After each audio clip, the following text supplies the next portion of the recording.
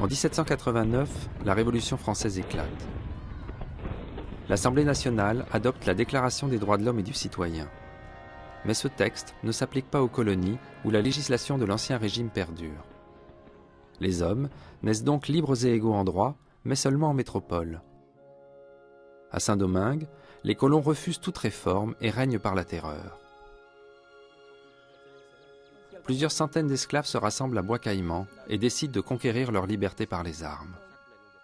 C'est ici, à Bois-Caïman, donc sur la plage Normand-le-Mézy, qu'a eu lieu la cérémonie dite du Bois-Caïman, qui a eu lieu en 1791, le 24 août, dans la nuit du 23 au 24 août.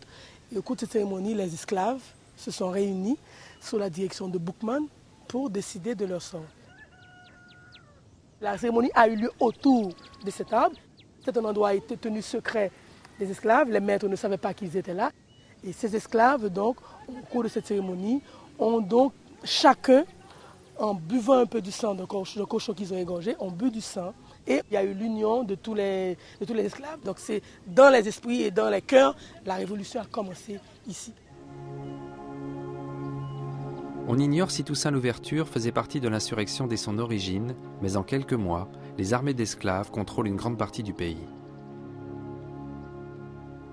Effrayés par cette révolte et par les idées révolutionnaires de métropole, les grands propriétaires blancs se disent que le moment est venu de réaliser leurs rêves. Devenir indépendants de la France, tout comme leurs voisins américains qui ont coupé leurs liens avec l'Angleterre. Tout va basculer en septembre 1792. La France envoie un bataillon de 6000 hommes pour pacifier l'île. Cette expédition est menée par 3 commissaires civils, dont un certain Sontenax. Mais les colons jugent ces commissaires trop favorables envers les esclaves et s'attaquent à eux militairement. Sontenax comprend que la France risque de perdre la colonie de Saint-Domingue. Il prend alors une décision capitale. Il propose aux esclaves révoltés de se rallier à lui en échange de leur liberté.